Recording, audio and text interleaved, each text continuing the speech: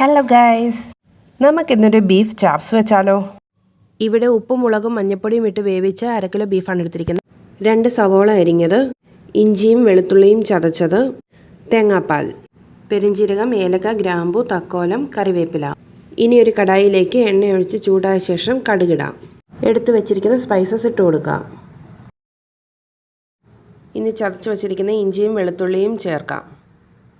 Colour മാറുമ്പോഴേക്കും നമുക്ക് സവോള ചേർത്ത് കൊടുക്കാം. കറിവേപ്പിലയും ചേർത്ത് ഒന്നിളക്കാം. ഇനി നമുക്ക് ഇതിലേക്ക് ആവശ്യമായ ഉപ്പും കൂടെയും ചേർത്ത് കൊടുക്കാം. സവോളയുടെ കളർ മാറിയ ശേഷം മസാലകൾ ആഡ് ചെയ്യാം.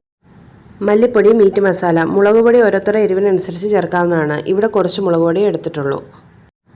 പച്ചമണം മാറുന്നവിടെ നന്നായി വരട്ടിയെടുക്കാം.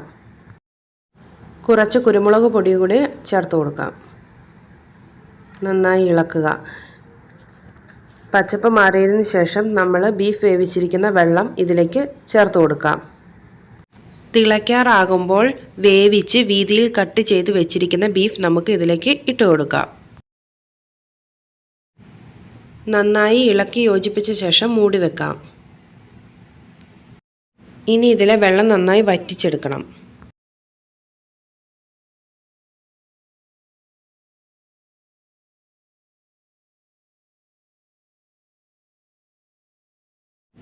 ഇപ്പോൾ നന്നായി വെള്ളം വറ്റിയിട്ടുണ്ട്. ഇനി നമുക്കിതിലേക്ക് തേങ്ങാപ്പാൽ ഒഴിച്ചു കൊടുക്കാം. എന്നിട്ട് നന്നായി ഒന്ന് മിക്സ് ചെയ്യാം.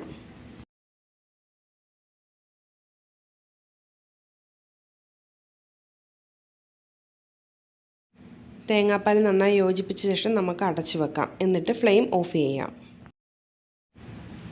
ഇതാ നമ്മുടെ ബീഫ് ചാപ്സ് റെഡി.